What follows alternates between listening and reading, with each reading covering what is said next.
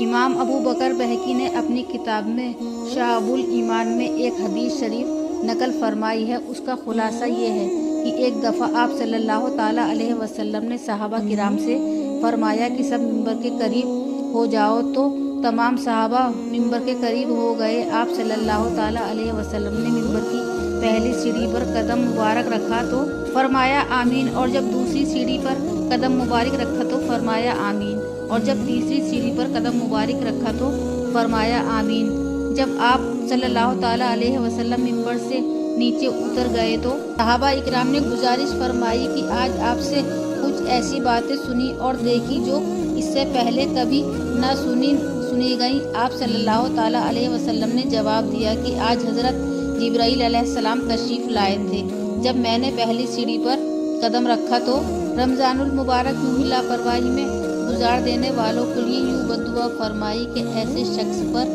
ہلاکت اور بربادی ہے کہ جس نے رمضان المبارک کا مہینہ پایا اور پھر اس کی مغفرت نہ ہو سکی، کہ اس لیے رمضان کا پہلا اشعار رحمت کے نازل ہونے کا ہے، اور دوسرا اشعار گناہ گاروں کی مغفرت کا، اور تیسرا اشعار ایسے لوگوں کو جہنم سے خلاصی کا ہے جس کے بڑے بڑے گناہوں کی وجہ سے اس کا نام جہنمیوں کی فہرست میں آ چکا ہے۔ یہ ایسا مبارک مہینہ ہے جس میں جہنمیوں کو جہنم سے رہا کر دیا جاتا ہے، اس کو لاپرواہی میں گزار دیا ہے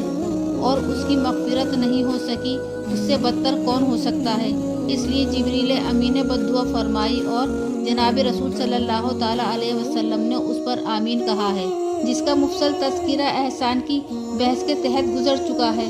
جس نے درود شریف کا تحفہ پیش نہیں کیا وہ بہت بڑا بے وفا ہے، اس لیے اس پر بددعا کی گئی اور آپ صلی اللہ تعالیٰ علیہ وسلم نے اس پر آمین کہی۔ اور جب میں نے ممبر کی تیسری سیڑھی پر قدم رکھا تو ایسے لوگوں پر جبریل امین نے بددعا کی جنہوں نے بوڑھے کمزور ماں باپ کو پایا اور ماں باپ کی خدمت کر کے ان کو راضی کر کے ان کی نیک دعاؤں کی برکت سے اپنے آپ کو جنت کا حقدار نہ بنا سکے اور اس کو ان کی خدمت سے دونوں جہاں کی بھلائی حاصل نہ ہو سکی، اس لیے کہ اللہ کے یہاں 3 قسم کی دعائیں بیکار نہیں جاتی۔ نمبر 1 ماں باپ کی دعا یا بددعا اولاد کے بارے میں۔ نمبر 2 روزدار کی دعا یا مفلس کی دعا حالت سفر میں۔ نمبر 3 مظلوم کی بددعا ظالم کے بارے میں۔